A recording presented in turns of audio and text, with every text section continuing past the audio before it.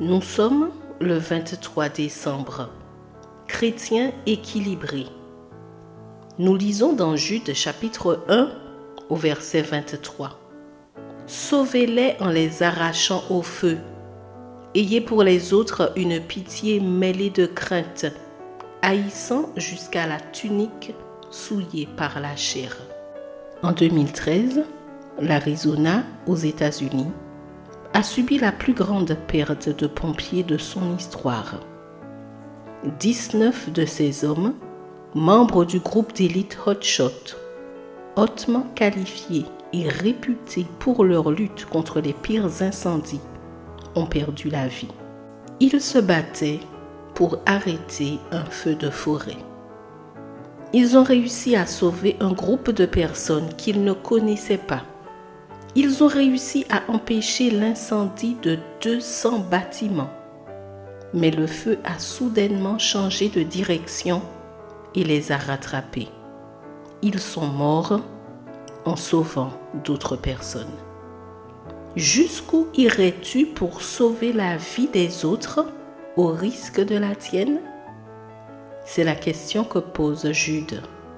Sa très courte lettre s'ouvre sur le thème du salut en Christ, mais consacre la plupart de ses lignes à conseiller sur comment arrêter la progression des hérésies parmi ses lecteurs. Il met en garde contre les faux maîtres et la condamnation qui les attend, et il met les fidèles au défi de défendre la foi qu'ils professent avec hâte, rigueur et empressement. Sois prête à défendre la doctrine biblique et à remarquer quand un message est non biblique.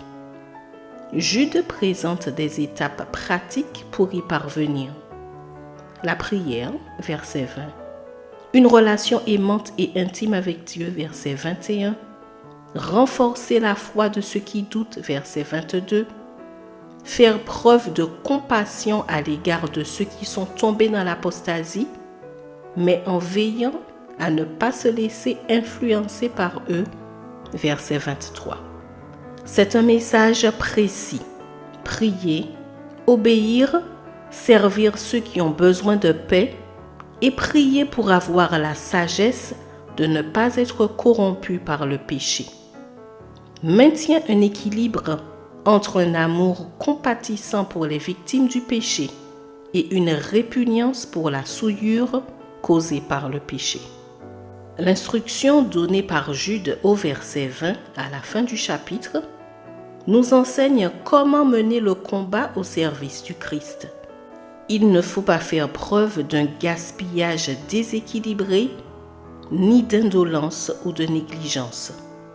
Nous ne devons pas ignorer l'individualité de chacun, ni justifier en aucune façon une critique impitoyable ou des pratiques égoïstes.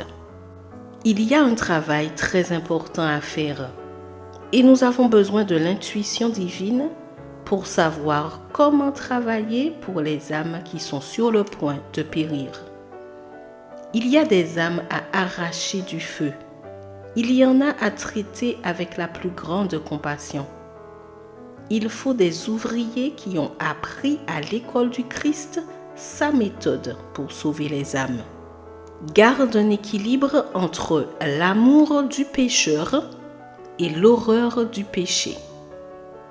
Bonne journée et que Dieu te bénisse.